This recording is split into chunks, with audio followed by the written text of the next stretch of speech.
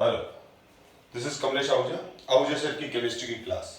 आज हम क्रिस्टल की डेंसिटी और टेट्राहेड्रल और ऑक्टाहेड्रल वॉइड्स के बारे में डिस्कस करेंगे।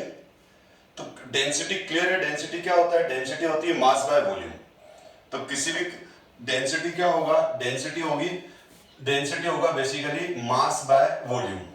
तो मास क्या है? ये मास है, this is the total mass of unit cell. ये क्या हो गया? Total mass of unit cell. तो जो टोटल मास होगा यूनिट सेल का, वो क्या हो? टोटल मास कितना हो जाएगा? तो total mass of unit cell कितना हुआ? Total mass of unit cell हुआ Z into mass of each sphere.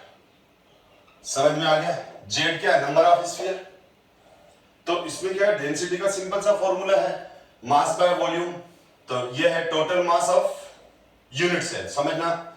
और किसी भी यूनिट सेल का जो टोटल मास कितना होगा, उस यूनिट सेल में कितने स्फीयर है और हर स्फीयर का मास कितना है। जेड क्या है? जेड हम number of sphere in given unit cell और मास ऑफ ईच स्फीयर। अब जो मास ऑफ ईच स्फीयर है, तो ध्यान दो आप, जो मास ऑफ ईच स्फीयर है वो कैसे फाइंड आउट होगा?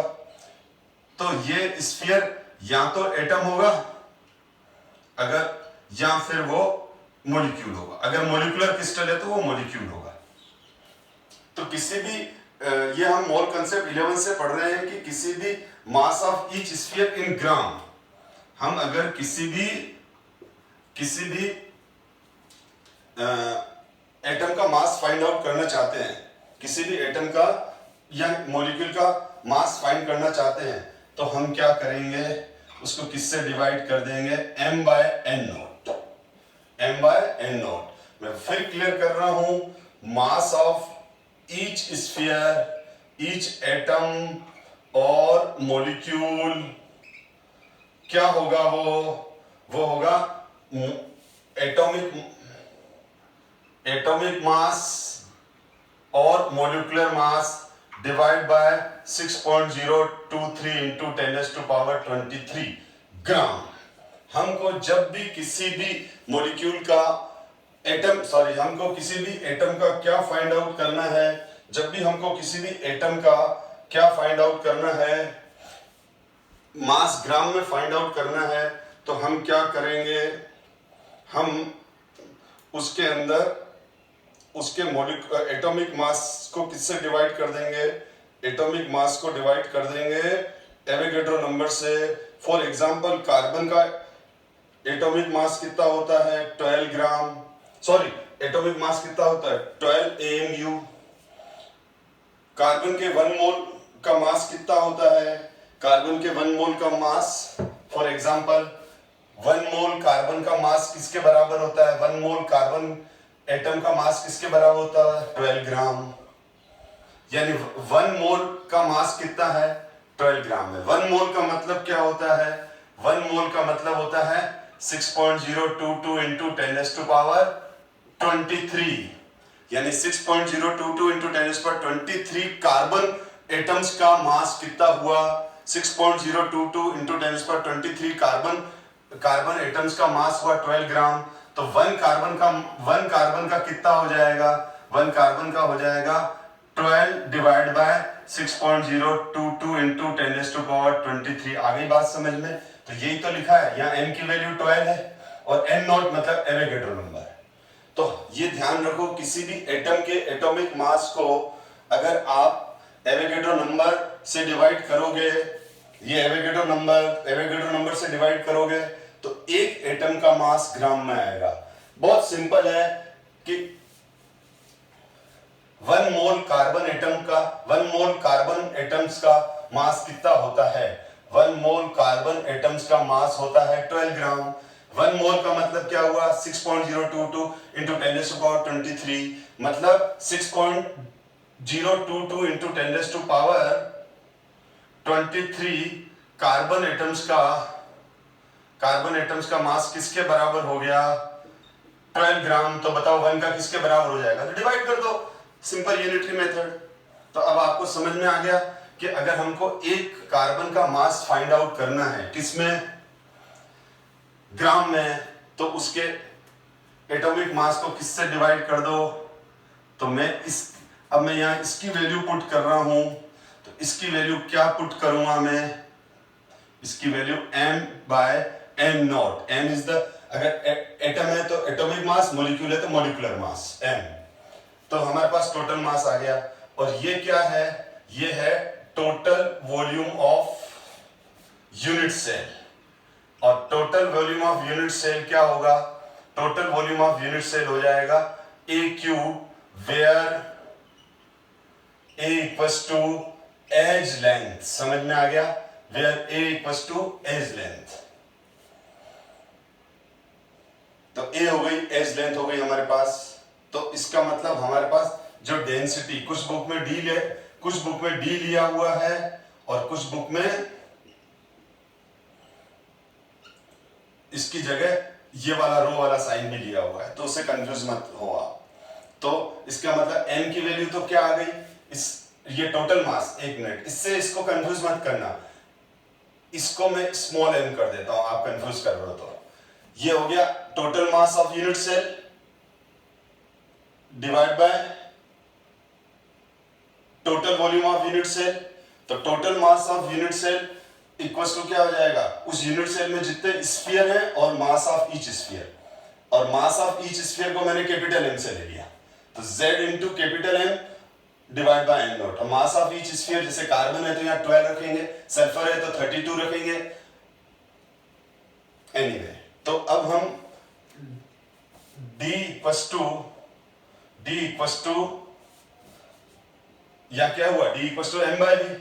अब m की वैल्यू क्या रख दी, m की वैल्यू ये हो गई Z into m into n not, ये वाली वैल्यू रख दी। और वॉल्यूम A³ रख दिया, तो ये हो जाएगा। यूनिट क्या रखनी है, ग्राम पर सेंटीमीटर क्यूब। इसका मतलब यहां एज लेंथ लेनी है इन सेंटीमीटर। क्या लेनी है, सेंटीमीटर में। एज लेंथ हमेशा किस में कन्वर्ट करके रखनी है, सेंटीमीटर में। तो एज लेंथ सेंटीमीटर में। अब यहां पर आप यही फॉर्मूला याद करो, क्योंकि अगर अब यहां आपको एज लेंथ जो है, ध्यान देना, यहां से इंपॉर्टेंट पॉइंट चालू हो रहा है कि जनरली क्या होता है,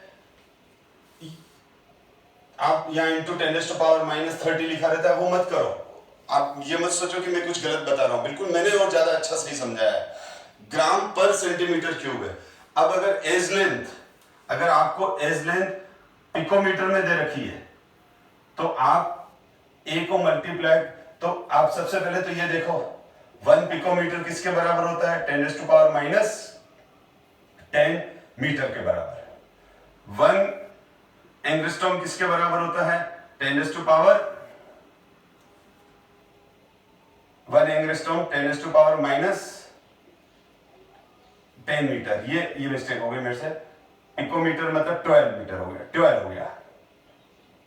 और अगर 1 नैनोमीटर आ गया तो 10⁻⁻9 मीटर। तो ये ध्यान रखो, 1 पिकोमीटर 10⁻12 मीटर, 1 एंगस्ट्रॉम 10⁻10 मीटर। और सॉरी, मैं इसको सेंटीमीटर में कन्वर्ट करूं, मैंने मीटर में नहीं लेना है ना, तो 10⁻10 सेंटीमीटर, ये 10⁻8 सेंटीमीटर, 10⁻7 सेंटीमीटर, सेंटीमीटर में लेना था, मैंने भूल से मीटर में ले लिया, उसको मैंने करेक्शन कर दिया।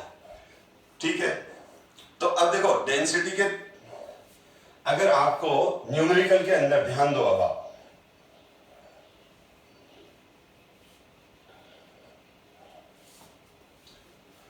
न्यूमेरिकल के अंदर किस चीज का ध्यान रखना है वो मैं बता रहा हूं आपको, जो हम मिस्टेक कर देते हैं बहुत बार। पहले तो ये देख लो, density of unit cell, mass of unit cell divide by volume of unit cell, mass of 1 atom into number of atoms, वही Z, volume of unit cell. तो मास ऑफ 1 एटम क्या हो जाएगा, atomic mass into Z, Avogadro number, edge length का whole cube, जो मैंने अब भी जस्ट डिस्कस किया, रिमाइंड करके देख लो, ये फॉर्मूला आ गया हमारे पास।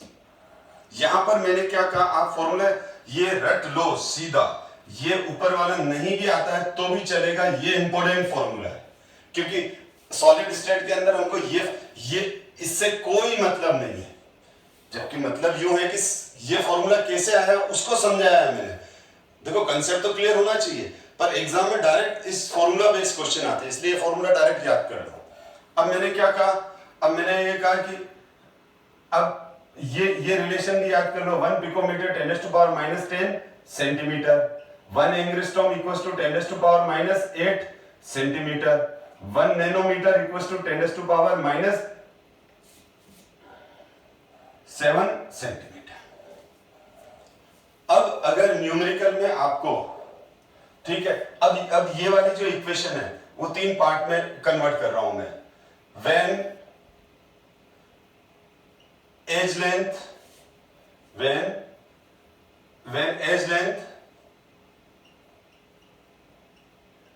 given in picometer, तब ये फॉर्मूला क्या हो जाएगा, D equals to m into Z, m atomic mass और molecular mass, z number of contributing sphere in each unit cell, Na is the Avogadro number, Na भी बोलते हैं, N0 भी बोलते हैं, और A इंटू 10⁻⁻10 होल क्यूब, क्योंकि अब A को 10⁻⁻10 किया, क्योंकि एज लेंथ किसमें गिवन थी, पिकोमीटर में। तो अब मैं इसको ऐसे लिख सकता हूं, इसी में लिख रहा हूं, A क्यूब इंटू 10⁻⁻30, ये हो जाएगा सेंटीमीटर, ये हो जाएगा ग्राम पर सेंटीमीटर क्यूब। तो बुक एनसीईआरटी बुक में ये फॉर्मूला लिखा हुआ था, आप ये रट लेते हो। अब क्या करता है एग्जाम में क्वेश्चन पूछते वक्त, उसने सपोज करो एज लेंथ पिकोमीटर में नहीं दी, एज लेंथ दे दी, when edge length given in, when edge length given in angstrom, अब एंगस्ट्रॉम में दे दी, तो 1 एंगस्ट्रॉम किसके बराबर है, 10⁻⁻8, तो D equals to m into Z and A into, अब A क्यूब की जगह क्या लिखूंगा, A इंटू 10⁻⁸ का होल क्यूब। अब मैं इसको सोल्व करूंगा तो क्या आ जाएगा, A क्यूब आ जाएगा और ये 24 आ जाएगा। अब मैं इसको सोल्व कर रहा हूं, इसको सोल्व करके यहां लिख रहा हूं, तो मैंने सोल्व करके ये लिखा तो क्या आ जाएगा, A क्यूब इंटू 10⁻⁻24 ग्राम पर सेंटीमीटर क्यूब। अब आप क्या करते हो, उसने क्वेश्चन में एज लेंथ दे रखी है एंगस्ट्रॉम में, और आप फॉर्मूला लगा देते हो, ये आंसर हो गया रॉन्ग। जब एज लेंथ एंगस्ट्रॉम में दे रखा हो तो ये 10⁻⁻24 या -30। Similarly when edge length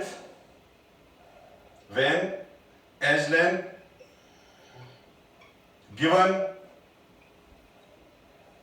in nanometre, अब एज लेंथ नैनोमीटर में गिवन है, तो एज लेंथ नैनोमीटर में गिवन है, तो 1 नैनोमीटर किसके बराबर है, 10⁻⁻7, तो क्या हो जाएगा, D equals to m into Z and A into, अब मैं इस A की जगह क्या लिखूंगा, अब इस A की जगह लिखूंगा A इंटू 10⁻⁻7 का होल क्यूब, यानी इसको मैंने सॉल्व कर दिया, आगे स्पेस है तो मैं सॉल्व कर देता हूं, Z एंड A, अब इसकी जगह क्या लिखूंगा, A क्यूब इंटू 10, ये हो जाएगा ग्राम पर सेंटीमीटर क्यूब। तो अब ये आप ध्यान रखो कि हमको फॉर्मूला फर्स्ट, सेकंड और थर्ड कब कब यूज करना है, इसको ध्यान रखो आप। और सबसे बेस्ट है, ये रिलेशन तो हर स्टूडेंट को याद ही रहते हैं, तो ये वाला फॉर्मूला याद रख लो, तो बस इसको A की वैल्यू उसे आपसे टर्न करनी है। इस पे क्वेश्चन इस सीधा फॉर्मूला बेस पर ही आएंगे, और मैं इसका एक क्वेश्चन कराता हूं ताकि आपको समझ में आए कि इस फॉर्मूले को हम कैसे अप्लाई करेंगे। तो एक क्वेश्चन देख लेते हैं इसका।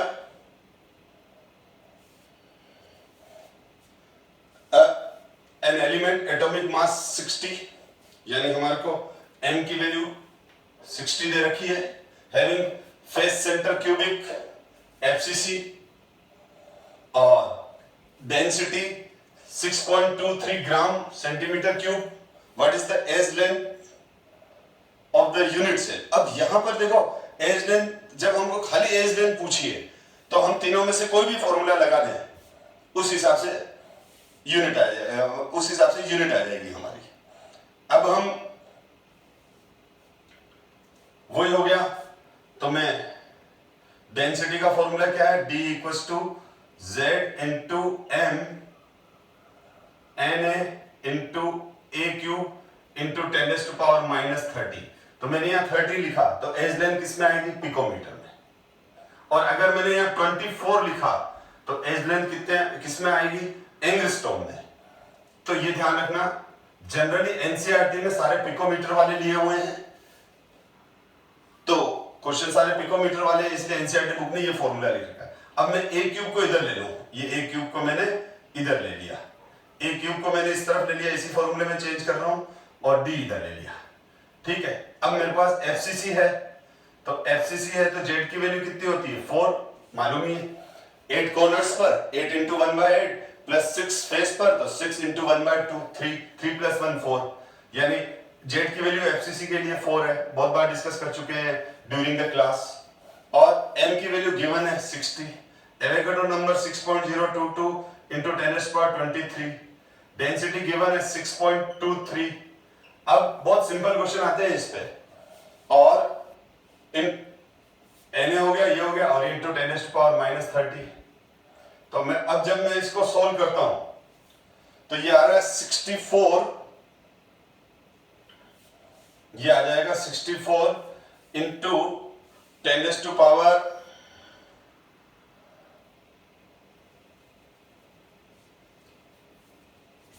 आएगा,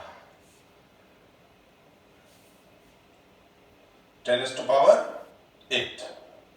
अब मैं इसका a ले लूंगा, तो अब मैं a क्यूब करूंगा, तो इसका अब इसको सोल्व कर लो, तो ये आ जाएगा 8 इंटू 10⁻², 8 इंटू 10⁻², नहीं सॉरी 4 आ जाएगा, 4 आ जाएगा ना, इसका क्यूब लिया ना 64 का, a क्यूब है तो a क्यूब है तो a की वैल्यू क्या आ जाएगी, 4 इंटू 10⁻², क्योंकि 64 a क्यूब 64 इंटू 10⁻8 है, हम इसको सॉल्व करेंगे तो 4 इंटू 10⁻2 ही आएगा, यानी 400। यूनिट क्या लिखूंगा, मैंने -30 लिया हुआ है, इसका मतलब पिकोमीटर वाला यूनिट लिया है, तो ये आंसर आ जाएगा 400 पिकोमीटर। समझ में आ गया, कुछ नहीं है, बहुत सिंपल क्वेश्चन है, आपको सारे वैल्यूज दे रखी है, अब आपको ये मालूम होना चाहिए ना एफसीसी के अंदर जेड की वैल्यू 4 है बस, और ये तो आपको मालूम ही है एफसीसी में जेड की वैल्यू 4 है, 4 डाल दी, एम की वैल्यू डाल दी, एवोगाड्रो नंबर डाल दिया, डेंसिटी गिवन है वो डाल दी, ये आ गया, और तो हमारे पास ए की वैल्यू 400 पिकोमीटर आ गई।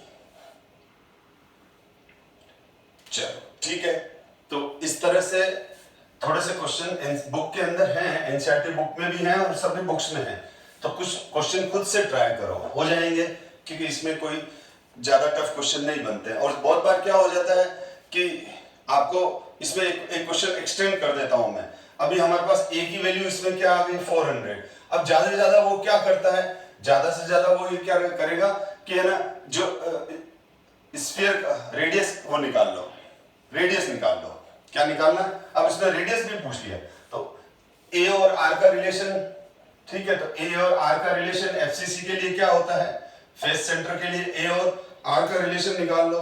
भैया अगर क्वेश्चन क्या होता है, बहुत बार वो एज लेंथ ही पूछकर, अब यहीं पर उसने क्या कहा था, what is edge length, edge length की जगह उसने पूछ लिया what is radius of atom. अब यहां बच्चा को तो अरे सर रेडियस कैसे निकालेंगे, तो कुछ नहीं, आप ए निकाल लो, फिर ए और आर का रिलेशन निकाल लो उसके लिए, जो मैंने अभी प्रीवियस वीडियो में भी डिस्कस किया था। और ये हो गया फेस सेंटर, ये हो गया इसके फेस सेंटर,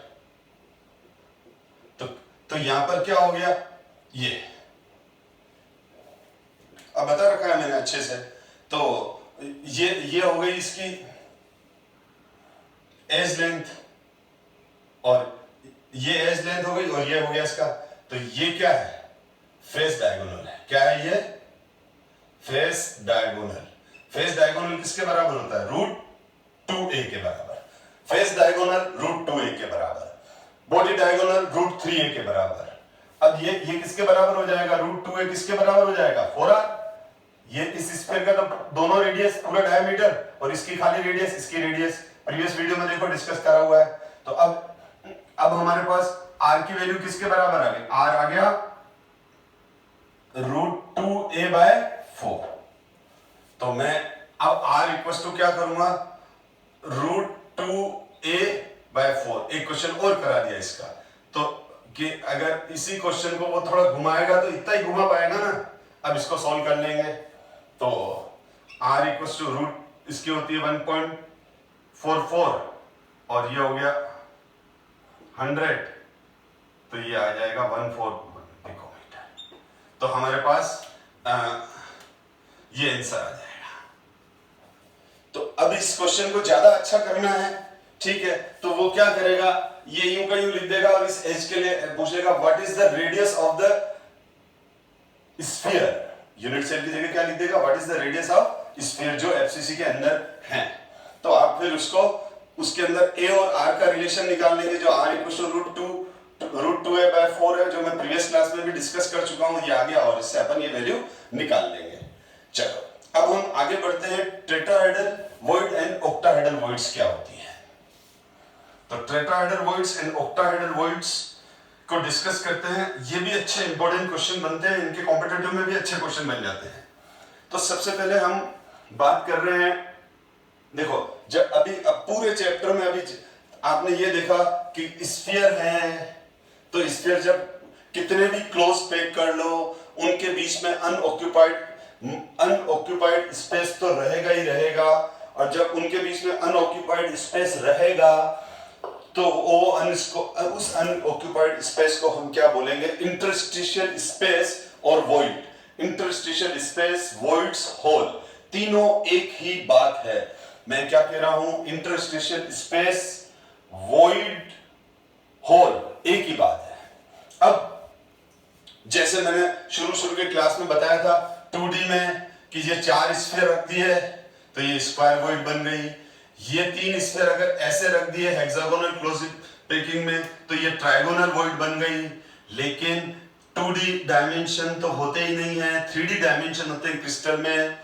तो जैसे मैं एफसीसी की बात करूं, बहुत अच्छा डायग्राम बना हुआ है, ये देखो आप एफसीसी के अंदर देखो, ये तो हो गए इसके कॉर्नर, ये ब्लू स्फीयर तो हो गए कॉर्नर वाले, रेड स्फीयर हो गए फेस सेंटर वाले। तो सारे फेस सेंटर को आप जोड़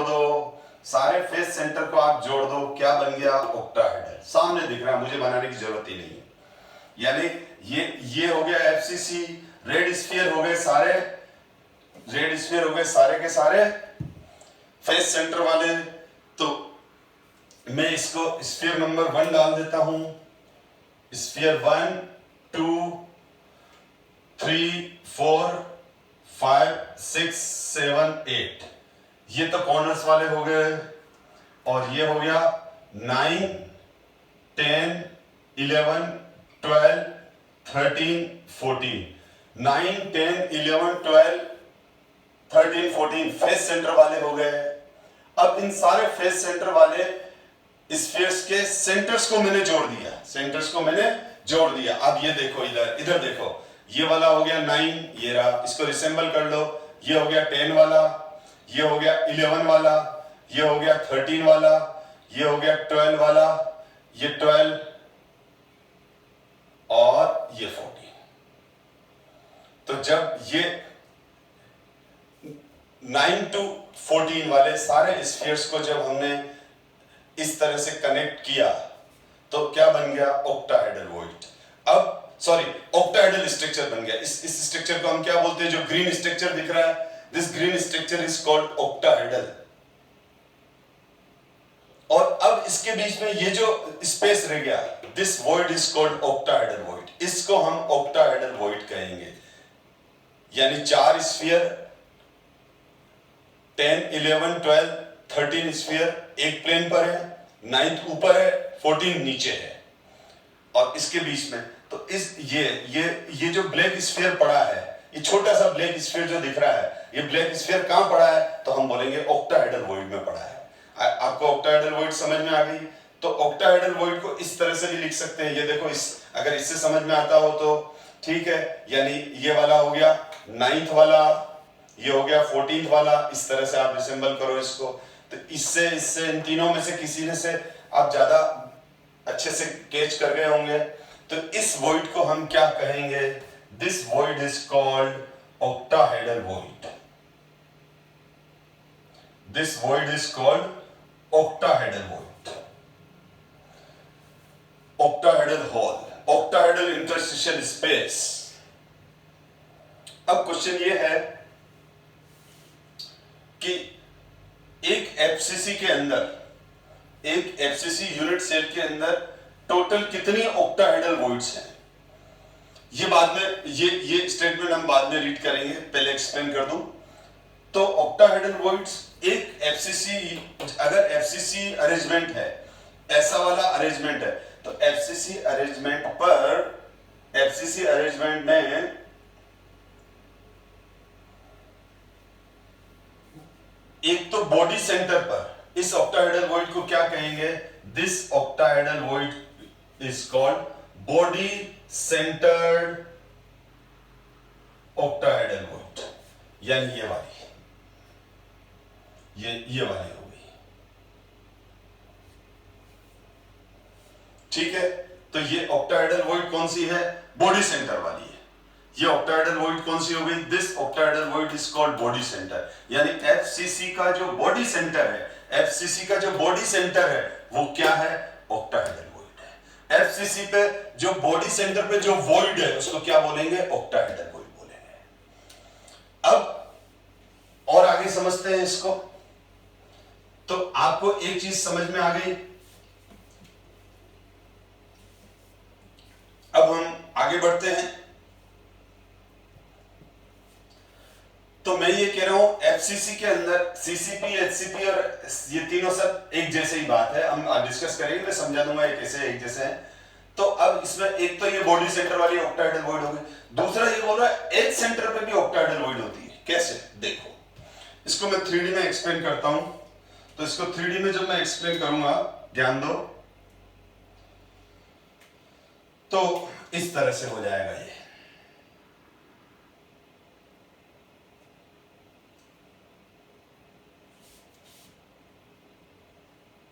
आप बनते हुए देखो इसको, क्योंकि ये कुछ डायग्राम मैं खुद इसलिए बनाता हूं कि मुझे मालूम है कि अगर वो बना हुआ देखोगे तो नहीं समझ पाओगे आप। अब देखो, एक क्यूब बनाया मैंने, अब मैं इससे अटैच कर रहा हूं दूसरा क्यूब,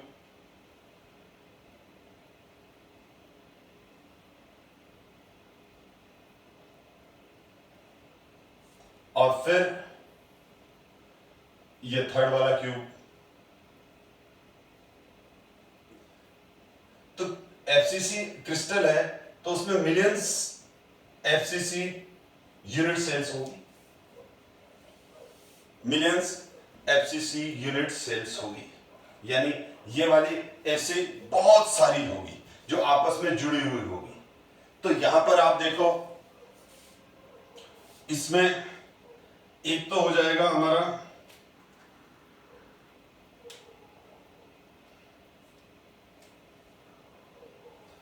ये जो ब्लू स्फीयर है, ये तो सारे कॉर्नर्स वाले हो गए, ये सारे ब्लू स्फीयर किस पे हो गए?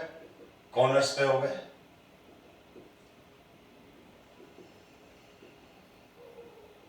तो ये तो सिंपल क्यूबिक स्ट्रक्चर है, नहीं, हम तो एफसीसी की बात कर रहे हैं। तो एफसीसी के अंदर क्या हो जाएगा? फिर हमारे पास फेस सेंटर होंगे, तो ये फेस सेंटर है, ये फेस सेंटर, और ये बैक वाला फेस सेंटर, ये फ्रंट वाला फेस सेंटर, ये इधर वाला। तो ये हो गए 1 2 3 4 और ये 6। तो ये रेड स्फीयर किसको बता रहे हैं? फेस सेंटर वाले को। ये रेड स्फीयर किसको बता रहे हैं? फेस सेंटर वाले को बता रहे हैं।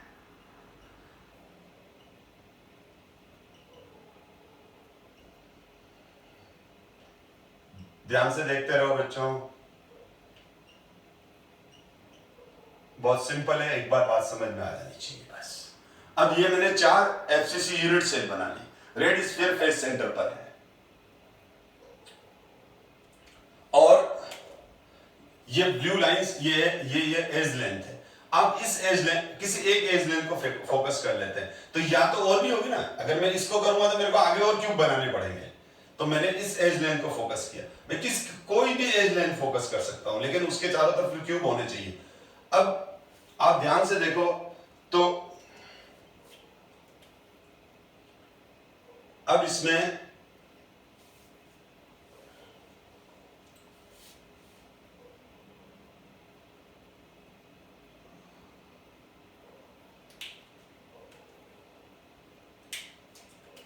ये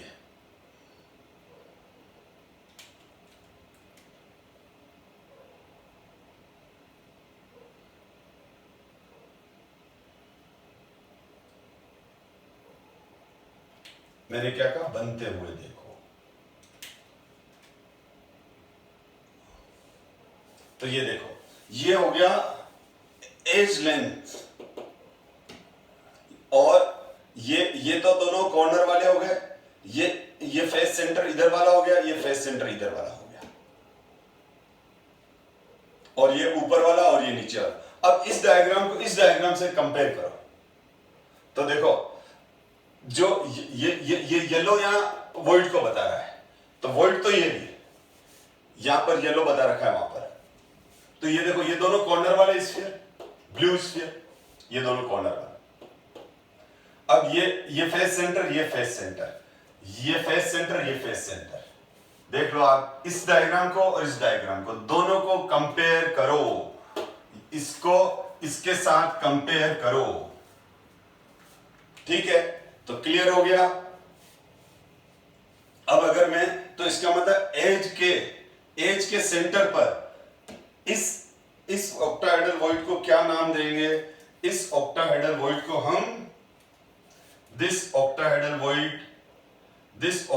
वॉइड इज कॉल्ड, ये स्फीयर नहीं है इसलिए ये ऑक्टाहेड्रल वॉइड है, this void is called edge centre octahedral void. Octahedral void को अब मैं ओवी लिखूंगा, एज सेंटर ऑक्टाहेड्रल वॉइड है। ये जो वॉइड है वो क्या है? एज सेंटर ऑक्टाहेड्रल वॉइड है, ठीक है? तो इसका मतलब हर एज सेंटर पर एक ऑक्टाहेड्रल वॉइड मिलेगी, हर एज सेंटर पर हमको क्या मिलेगी? एक ऑक्टाहेड्रल वॉइड मिलेगी, ठीक है? अगर मैं इन स्फीयर्स को कुछ नंबर दे दूं, ठीक है, तो इसको मैंने 1 लिखा, इसको 2 लिखा, इसको 3 लिखा, इसको 4 लिखा, ये 5 और ये 6। तो ये हो गया कॉर्नर वाले 5 और 6, ऊपर वाला 1, नीचे वाला 4, इधर वाला 2, इधर वाला 3। तो ये हो गई हमारी एज लेंथ, ये हो गई एज लेंथ। और बिल्कुल एज के सेंटर में ये जो येलो डॉट दिख रहा है, ये हमारी हो गई ऑक्टाहेड्रल वॉइड। अब ये ऑक्टाहेड्रल वॉइड तो इसी की है और इसी की रहेगी, किसी के साथ कंट्रीब्यूशन में नहीं है, लेकिन ये डायग्राम बहुत अच्छा बन गया। अब आप देख लो, ये ऑक्टाहेड्रल वॉइड कितने क्यूब्स के बीच में कॉमन है? ये ऑक्टाहेड्रल वॉइड 4 क्यूब्स के बीच में कॉमन है, 1 2 3 4। इन 1 2 3 4 इनसे अब मतलब नहीं रहा, ये तो मैंने आपको समझाने के लिए स्फीयर्स को नंबर दिया था, ठीक है? अब ये ऑक्टाहेड्रल, तो इसका इस एज सेंटर ऑक्टाहेड्रल वॉइड का कंट्रीब्यूशन 4, इसका contribution for each, contribution for, तो contribution for each unit cell कितना हो जाएगा? 1/4 हो रहा है ना? ये 1/4 इधर है, 1/4 इधर है, 1/4 इधर है, 1/4 इधर है, यानी ये जो येलो वाला वॉइड है इसका 1/4 इसके पास है, 1/4 इसके पास है, 1/4 इसके पास है, 1/4 इसके पास है। अब लेकिन इसका कंट्रीब्यूशन, ये जो येलो वाली वॉइड दिख रही है, ये है ऑक्टाहेड्रल वॉइड बॉडी सेंटर वाली, इसका तो कंट्रीब्यूशन इसका है और इसी के लिए, तो ये बॉडी वाली 1 के लिए रहेगी। अब आप देख लो एजेस कितनी होती है? 12। एजेस कितनी होती है? 12। तो कितना आ गया? 3। तो इसीलिए मैंने लिखा है कि जो बॉडी सेंटर वाली ऑक्टाहेड्रल वॉइड है उसका कंट्रीब्यूशन इस यूनिट सेल के लिए 100% ये इसकी है कि किसके साथ बटी हुई नहीं है, ये वाली किसके साथ बटी हुई नहीं है, ये येलो वाली जो ऑक्टाहेड्रल वॉइड है ये किसके साथ कंट्रीब्यूशन में नहीं है, ये इस यूनिट सेल की पूरी इसकी है। लेकिन ये वाली जो ऑक्टाहेड्रल वॉइड है, ठीक, ये 4 पार्ट में डिवाइड है। तो एक यूनिट सेल के लिए इसका कंट्रीब्यूशन 1/4 हुआ। एजेस कितनी होती है? 12। इसका मतलब हर एज पर 12 की 12 एजेस पर, हर एज पर, ठीक है, क्या मिलेगा? Octahedral void. लेकिन हर एज पर जो ऑक्टाहेड्रल वॉइड है उसका कंट्रीब्यूशन कितना है? 1/4। तो 1/4 into 12 कितना आ गया? 3। तो अगर आपको कोई पूछे कि एक एफसीसी यूनिट सेल में टोटल ऑक्टाहेड्रल वॉइड्स कितनी मिलेगी, तो आप बोलोगे 4। आप क्या कहोगे? 4। कैसे 4? समझ में आ गई कि तो आप अगर सामने वाला पूछ ले कैसे 4, तो बोलोगे बॉडी सेंटर वाली पूरी इसी की एज लेंथ वाली 1/4 है, लेकिन 12 एज लेंथ है, तो 12 एज लेंथ से तो 12 हर एज लेंथ पर एक वॉइड है, लेकिन वो वॉइड 1/4 है कंट्रीब्यूशन वाइज। तो 1/4 into 12 = 3। यानी ये ऑक्टाहेड्रल वॉइड इसकी 1/4 ही है, बाकी 1/4 इसके साथ है, 1/4 इसके साथ है, 1/4 इसके साथ है। आगे बात समझ में? तो इसका मतलब मैं ये कह सकता हूं कि एक एफसीसी यूनिट सेल में टोटल वॉइड्स कितनी? 1 और 3, ठीक। बॉडी सेंटर वाली 1 प्लस एस सेंटर वाली 3, 4, और जेड की वैल्यू 4। समझ में आ गई बात? तो एक एफसीसी यूनिट सेल में टोटल स्फीयर कितने? 4। एक एफसीसी यूनिट सेल में 8 कॉर्नर इंटू 1/8, 1 स्फीयर, ये 6 फेस, 1/2 उसका कंट्रीब्यूशन 3। तो जेड की वैल्यू 4। बेटा ये बहुत बार पढ़ा दिया मैंने, ठीक है। तो अब ध्यान दो आप, इसका मतलब ये हुआ, तो मैं ये कह सकता हूं number of octahedral voids equals to number of atom in the close packed arrangement. यानी इस एफसीसी यूनिट सेल में टोटल, इस एफसीसी यूनिट सेल की टोटल जेड की वैल्यू कितनी? 4। समझ गया ना? ये तो 1/8 कंट्रीब्यूशन और इसका 1/2, ठीक है। तो ये 8 कॉर्नर्स हैं, तो 8 into 1/8 करके निकाला मैंने, तो ये 1 आ गया, ठीक है ना। एनीवे, और ऑक्टाहेड्रल वॉइड्स कितनी है? ओवॉइड्स कितनी है? 4। दोनों 4 आ गया ना। तो ये ध्यान रखो, नंबर ऑफ ऑक्टाहेड्रल वॉइड्स हमेशा किसके बराबर होगी? Number of atoms. अगर एक एफसीसी क्रिस्टल है उसके अंदर 10,000 स्फीयर्स हैं, तो ऑक्टाहेड्रल वॉइड्स कितनी होगी? 10,000। यानी जितने स्फीयर एफसीसी में जितने स्फीयर उतने ऑक्टाहेड्रल वॉइड्स। ओके, अब टेट्राहेड्रल वॉइड्स की बात करें, तो टेट्राहेड्रल वॉइड्स के लिए हम डिस्कस करते हैं। तो ध्यान दो, अब हम टेट्राहेड्रल वॉइड की बात करते हैं। तो जो टेट्राहेड्रल वॉइड होती है, तो सबसे पहले आपको 3D में टेट्राहेड्रल समझ में आना चाहिए। तो ध्यान दो, जो टेट्राहेड्रल है वो टेट्राहेड्रल इस तरह का होता है। ये टेट्राहेड्रल 3D में टेट्राहेड्रल ये है, ये टेट्राहेड्रल देख रहे हो आप, दिस इज टेट्राहेड्रल। ये सेंटर, ये जैसे CH4 का स्ट्रक्चर है मीथेन का, तो ये कार्बन है, ये हाइड्रोजन है, ये हाइड्रोजन है, ये हाइड्रोजन है, ये 109 डिग्री 28 मिनट के बॉन्ड एंगल है। 109 डिग्री 28 मिनट के बॉन्ड एंगल कितने होते हैं मीथेन में? 4, रॉन्ग, 6, 1 2 3 4 5 6। समझ में आ गया? ये क्वेश्चन आया हुआ है कॉम्पिटिटिव में।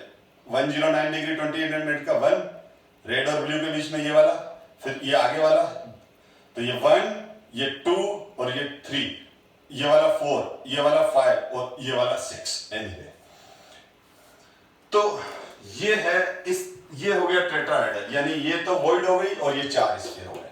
तो इसमें से 4 स्फीयर में से 3 स्फीयर तो नीचे पड़े हैं, 3 स्फीयर तो नीचे हैं, 3 स्फीयर तो नीचे हैं।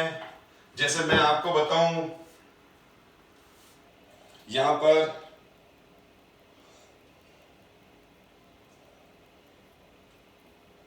ये 3 स्फीयर नीचे हैं, 1 2 3, ये तीनों स्फीयर नीचे हैं, ठीक, ये तीनों स्फीयर, और एक ऊपर है, ये एक ऊपर वाला, और बीच में जो ग्रीन दिख रहा है ये टेट्राहेड्रल वॉइड को बता रहा है। तो देखो बच्चों, हम तो ये यहां पर अगर मैं यहां पर एक और स्फीयर रख दूं, यहां पर मैं क्या करूं, एक और स्फीयर रख दूं, ये रख दिया ऊपर, ये ऊपर स्फीयर रख दिया, तो ये वाला मेरा स्फीयर तो ये हो गया, और ये जो तीनों स्फीयर हैं, ये वाला स्फीयर ये रहा, और ये वाला स्फीयर ये ले लो, तो ये वाला, यानी 3 तो नीचे हैं, 3 स्फीयर तो नीचे हैं, 1 2 3, ये तीनों नीचे वाले, और एक ऊपर वाला। अब इन चारों के बीच में जो स्पेस है उसको हम क्या बोलेंगे, इन चारों के बीच में जो स्पेस है, इन चारों 1 2 3 और ये 4, ये ऊपर रखा हुआ है, ठीक है ना, मैंने ऊपर रखा है, ये देखो प्लेन पे है नीचे, इसलिए प्लेन में रिप्रेजेंट किया है, यानी ये तो पेपर पे पड़े हैं या बेस पे पड़े, ये बेस है, इस पे 3 स्फीयर पड़े हैं, 1 2 3 रख दिए, उसके ऊपर एक स्फीयर रख दिया, तो बीच में जो ग्रीन स्पेस नजर आ रहा है वो हो गया टेट्राहेड्रल वॉइड। तो ये है यहां पर टेट्राहेड्रल वॉइड, ये रिप्रेजेंट कर रहा है टेट्राहेड्रल वॉइड को, ठीक है। एनीवे, अब हम अगर हमारे पास एक एफसीसी यूनिट सेल है, ठीक है, तो मैं क्या कर रहा हूं, समझो, इसको भी है ना, बनते वक्त आप फोकस करोगे तो समझ में आ जाएगा। बहुत स्टूडेंट को टेट्राहेड्रल वॉइड समझने में मुश्किल होती है, ध्यान दोगे तो बहुत अच्छे से समझ में आ जाएगी। ध्यान दो, ये एफसीसी यूनिट सेल है, ये कौन सी यूनिट सेल है, एफसीसी यूनिट सेल है। देखो ये एफसीसी यूनिट सेल, मैं इसी पे ड्रॉ कर रहा हूं क्योंकि इसमें डायग्राम बहुत सटीक बनाना पड़ता है, तब जाके बात समझ में आती है। ऊपर वाले लाइंस आपको कंफ्यूज नहीं करे, इसको हटा देता हूं, ठीक है, और ये वापस स्फीयर यहां रख देता हूं, ये ऊपर रखा हुआ है, एक ग्रीन वाला ट्रेड है, ये है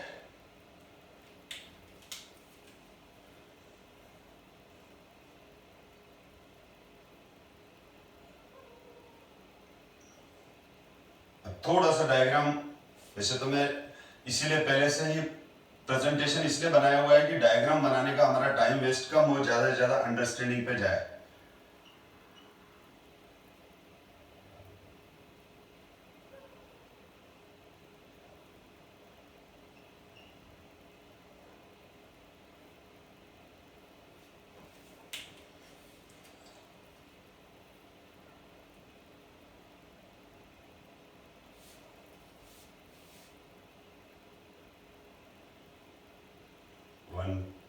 एक एज लेंथ कम हो रही है शायद, हाँ ठीक है। अभी ये है और ये हो गया मेरा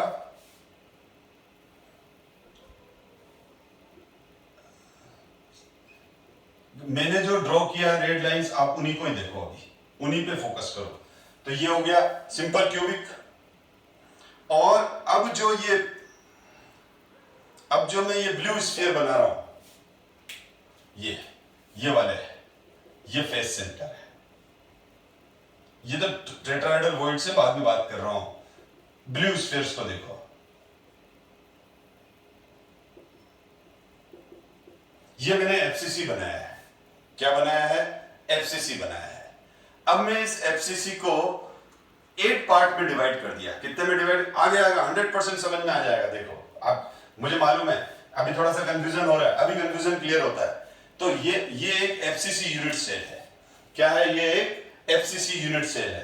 इसमें जो बीच वाली लाइंस है उनको मत देखो, आप उनको कंफ्यूज मत करो, बाकी ये वाले जो ब्लू थे उनको मैं हटा दे, ये वाले फेस सेंटर है, और क्यों ब्लैक वाले मैंने कर दिए। तो अब मैं ये एफसीसी यूनिट सेल है, तो मैंने एक एफसीसी यूनिट सेल को 4 पार्ट में डिवाइड कर दिया। कितने में डिवाइड कर दिया? 4 पार्ट में डिवाइड कर दिया। और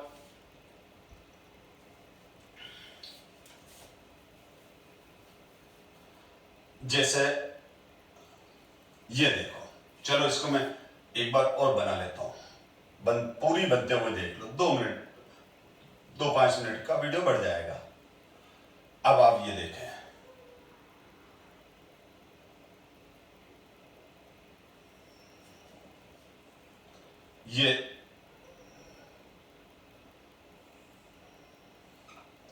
ये क्यूब हो गया, ये इतना बड़ा क्यूब है। अब इसमें ये जो 8 स्फीयर बनाए थे वो मैंने ये वाले बनाए, जो ये ब्लैक वाले, जो मैंने ये वाले बनाए। अब ये रिसेम्बलेंस से समझ में आ जाएगा। ये देखो, अब एफसीसी की बात कर रहा हूं मैं, ठीक है? तो एफसीसी की बात कर रहा हूं तो रुक जाओ, ये है ना, देखो ये वाली बात और ये वाली एक ही चीज थी, मैंने इसलिए हटा दिया इसको। तो आपको लग रहा है कि ये चीज और ये चीज एक ही जैसी है, तो चलो मैं ये वाला वापस यहां बना दिया, इसको हटा देते हैं। अब क्या किया हमने?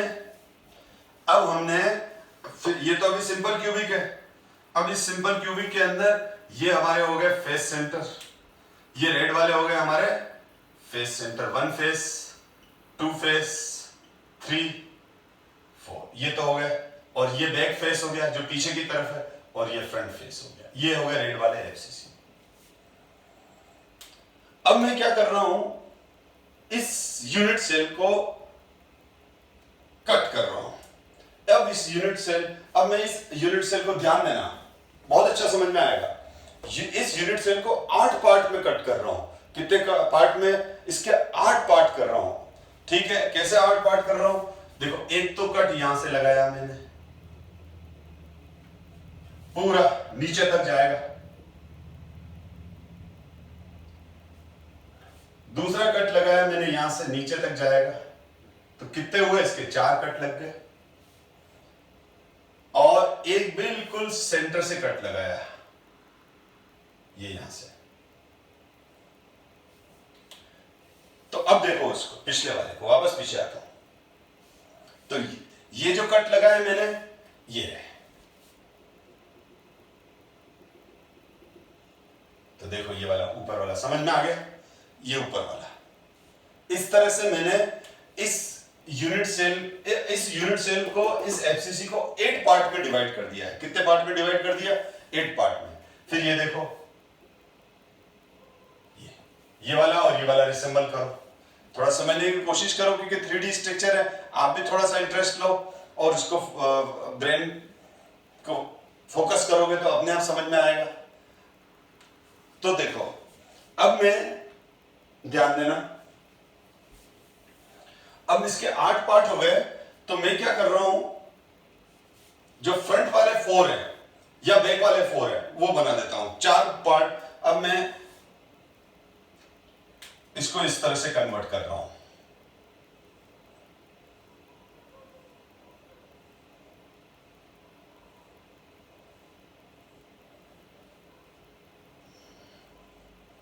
ऐसे 8 टुकड़े बनेंगे इसके, 8।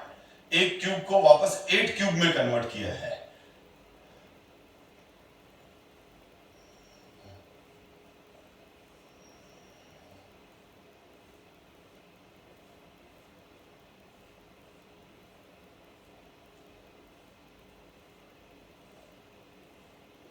ये अब नंबर डाल दूंगा तो बहुत अच्छे से समझ में आ जाएगा। ये 1, ये 1, ये 2, ये 3, ये 4, 5, 6, 7, 8। तो ये मेरा 1, ये मेरा 2, क्योंकि ये तो मैंने बीच में से कट मारा है, तो ये पोर्शन हो गया, ये वाला पोर्शन, ये वाला पोर्शन एक ही। और ये हो गया 5 नंबर वाला, ये हो गया 7 नंबर वाला। तो 1, 2, 5, 7 दिखेंगे, लेकिन 3, 4, 6 और 8 नहीं है, वो आगे आएंगे।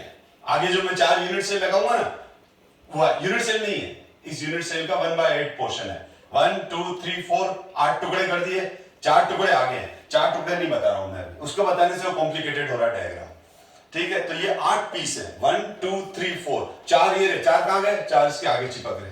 ठीक है, ओके।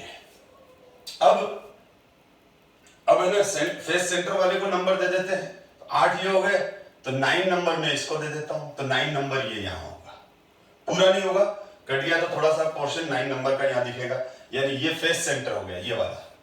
ठीक है, यानी ये वाला। ठीक है, और इसी तरह से 9 ये 10 नंबर वाला हो गया, यानी ये 10 नंबर वाला यहां आ गया, ये वाला। ये 11 नंबर वाला, तो ये 11 नंबर वाला का पोर्शन दिखेगा। और 9, 10, 11, 12, 13 और 14 जो नंबर दे दिया उसी को ही लेंगे अब। और ये 12 नंबर वाला तो पूरा दिखेगा यहां पर हमको, ये 12 नंबर वाला, ये 12 नंबर वाला। ठीक है, और 13 नहीं दिखेगा, 13 तो आगे फ्रंट वाले में आ गया, 14 का कुछ पोर्शन यहां नजर आएगा। तो हमारे को कौन कौन से स्फीयर इसमें नहीं दिखेंगे, वो नहीं दिखने वाले ये हैं 3, 4, 6, 8 और 13। ये फ्रंट वाले, ये दोनों 3, 4, 6, 8 ये फ्रंट वाले कॉर्नर्स पर है, और 13 नंबर फ्रंट वाले फेस पर है, फ्रंट वाले फेस पर है। चलो अब देखते हैं यहां पर, तो अब देखो आप, अब ये सिचुएशन है, बहुत अच्छा क्लियर हो गया ये। अब ये देखो आप 9, 10, 12 और 1 के बीच ये एक वॉइड है, और ये वॉइड बिल्कुल टेट्राहेड्रल वॉइड बन गई। देखो बना के बता रहा हूं मैं, ये सेंटर ले लो। ठीक है, इस सेंटर पर एक लाइन ये आई, एक लाइन ये आई, ये 4 स्फीयर और एक,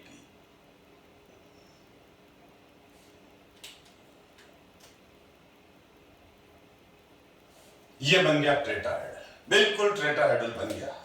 देख लो आप, दिख रहा है टेट्राहेड्रल, ये टेट्राहेड्रल स्ट्रक्चर है, ये टेट्राहेड्रल है, ये देख लो, ये ऊपर आ रहा है, ये रेड वाला ये ऊपर आ रहा है, ये 9, 12 और 10 इस तरह से मैं यू करके देख सकता हूं, तो ये टेट्राहेड्रल एग्जैक्ट है, तो टेट्राहेड्रल है, तो ये टेट्राहेड्रल अरेंजमेंट है, ये टेट्राहेड्रल अरेंजमेंट है। यानी 9, 1, 10 और 12 के बीच में जो गैप बना है, ये हो गई हमारी टीवी। ये जो वॉइड दिख रही है, इसको मैं टीवी बोल रहा हूं, टीवी का मतलब टेट्राहेड्रल वॉइड, ये हो गई टेट्राहेड्रल वॉइड। ठीक है, इसी तरह से आप आ जाओ दूसरे पे, ये देख लो आप, इसका सेंटर ले लिया, इसको इधर जोड़ दिया, इसको इधर जोड़ दिया, ये 4 स्फीयर बन गया, ये भी टेट्राहेड्रल। तो ये भी हो गई टीवी। फिर आप देख लो, ये बन गई टीवी, 10, 12, 5, 14, 10, 12, 5, 14 के बीच में ये बन गई टेट्राहेड्रल वॉइड, बन गई ना। अब मैं ऐसे करूंगा तो कॉम्प्लिकेटेड हो जाएगा, अब खुद ही समझने की कोशिश करो, क्योंकि वो ये टेट्राहेड्रल वॉइड बिल्कुल देख लो टेट्राहेड्रल अरेंजमेंट है। फिर ये देख लो 11, 12, 7 और 14 ये बन गई हमारी टेट्राहेड्रल वॉइड। तो कितनी टेट्राहेड्रल वॉइड दिख रही है आपको? 4। टोटल कितनी हो गई टेट्राहेड्रल वॉइड्स? 1, 2, 3, 4 खाली 4 नहीं 8, क्योंकि ये तो मैंने 50% पोर्शन बनाया था पीछे वाला, इसी तरह से 4 आगे भी तो जुड़ेंगे। तो जब वो 4 आगे भी होंगे तो एक टेट्राहेड्रल वॉइड इस टेट्राहेड्रल वॉइड के जस्ट सामने, सेम इस टेट्राहेड्रल वॉइड के जस्ट सामने जो मार्कर का ये टिप दिख रहा है, ये टेट्राहेड्रल वॉइड है। फिर इसके जस्ट सामने आगे ये टेट्राहेड्रल वॉइड है।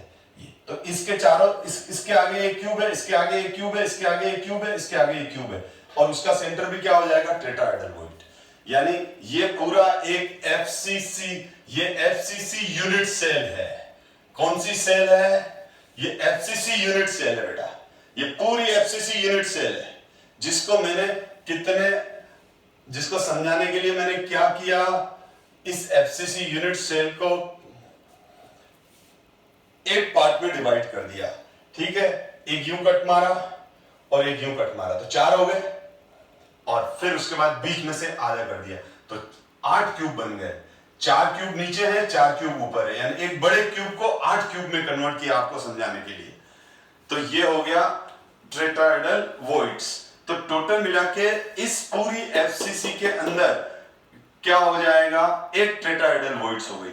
अब मैं अगर आपको यूं डायरेक्ट समझा देता कि देखो बच्चों 1 9 10 11 1 9 10 11 ये स्पेस टेट्राहेड्रल वॉइड, नहीं आती समझ में, इसीलिए मैंने इसको थोड़ा सा, भले वीडियो लंबा हो गया लेकिन अब आपको समझ में आ गया कि टेट्राहेड्रल वॉइड्स कैसे बनी। तो एक एफसीसी यूनिट सेल में टोटल टीवी कितनी है, टेट्राहेड्रल वॉइड्स कितनी है, 8 1 2 3 4 और 4 इसके आगे। जेड की वैल्यू कितनी है, टोटल स्फीयर्स कितने हैं, 4। इसका मतलब ये हुआ एफसीसी, सीसीपी, एचसीपी ये तीनों एक जैसे होते हैं। तो अभी एफसीसी चल रहा है, एफसीसी देखो, तो एफसीसी में टोटल एक एफसीसी यूनिट सेल में total tetrahedral voids 8, total sphere Z की वैल्यू 4। तो रिलेशन आ गया, जितने जो जेड की वैल्यू है उसका डबल कर दो तो टेट्राहेड्रल वॉइड आ जाएगी। जितने स्फीयर हैं और ऑक्टाहेड्रल वॉइड्स कितनी थी, जितने जो वैल्यू जेड की थी, तो इसका मतलब जितने स्फीयर एफसीसी में होंगे, जितने स्फीयर एफसीसी में होंगे उसके दूने स्फीयर, डबल स्फीयर, सॉरी, जितने स्फीयर एफसीसी में होंगे उसके डबल हो जाएगी टेट्राहेड्रल वॉइड्स, डबल हो गई। ठीक, अब ध्यान दो आप, इसका मतलब हम किस कंक्लूजन पे पहुंच गए, हम इसका मतलब इस कंक्लूजन पे पहुंच गए, ये देखो, ये आ गया मैं शुरू में कि number of voids in term of number of atoms, number of spheres. तो नंबर ऑफ ऑक्टाहेड्रल वॉइड्स किसके बराबर हो जाएगी, नंबर ऑफ एटम्स और स्फीयर इन सीसीपी अरेंजमेंट, एफसीसी अरेंजमेंट। और टेट्राहेड्रल वॉइड्स क्या होगी, नंबर ऑफ टेट्राहेड्रल वॉइड्स क्या हो जाएगी, 2 into नंबर ऑफ एटम्स और ऑक्टाहेड्रल इन सीसीपी पैकिंग। सही है, आप इन दोनों लाइन को ध्यान से पढ़ो, आपके सामने समझ में आ गया। ठीक है, जैसे मैंने क्या कहा, एफसीसी का एग्जांपल ले लिया। एफसीसी में जेड की वैल्यू कितनी थी, 4, जेड मतलब टोटल नंबर ऑफ स्फीयर। तो बताओ ऑक्टाहेड्रल वॉइड्स कितनी थी, ऑक्टाहेड्रल वॉइड्स कितनी थी, 4। टेट्राहेड्रल वॉइड्स कितनी थी, टेट्राहेड्रल वॉइड्स कितनी थी, कितनी है, 8। तो जितने स्फीयर हैं, जो जेड की वैल्यू है वही ऑक्टाहेड्रल वॉइड्स है, और टेट्राहेड्रल वॉइड्स डबल हो जाएंगे। तो मैं लिख सकता हूं जो टेट्राहेड्रल वॉइड्स हैं वो क्या हो जाएगी, जो जेड की वैल्यू है उसको मल्टीप्लाई कर दो 2 से, ये। ठीक है, या जितनी ऑक्टाहेड्रल वॉइड्स होती है उसकी दुगनी टेट्राहेड्रल वॉइड्स होती है। ऑक्टाहेड्रल वॉइड्स 4 है तो टेट्राहेड्रल वॉइड्स 8 है। दोनों को ढंग से पढ़ लो, ये देख लो। अब इस पे क्वेश्चन कैसे आते हैं देखो आप, तो हमारे को क्या लर्न करना है, number of octahedral voids equals to number of spheres, और जितने स्फीयर्स हैं उसके डबल टेट्राहेड्रल वॉइड्स हो जाएगी। देखो हम क्वेश्चन करते हैं, क्वेश्चन मैं नेक्स्ट क्लास में कराता हूं इसके, और अब ये वाला वीडियो मैं यही ओवर करता हूं, और नेक्स्ट क्लास में टेट्राहेड्रल वॉइड और ऑक्टाहेड्रल वॉइड्स के क्वेश्चंस कराऊंगा, और फिर हम प्रिविलेजेस पढ़ेंगे और रिमेनिंग पोर्शन फिर उसके बाद डिफेक्ट्स हैं। So thank you so much.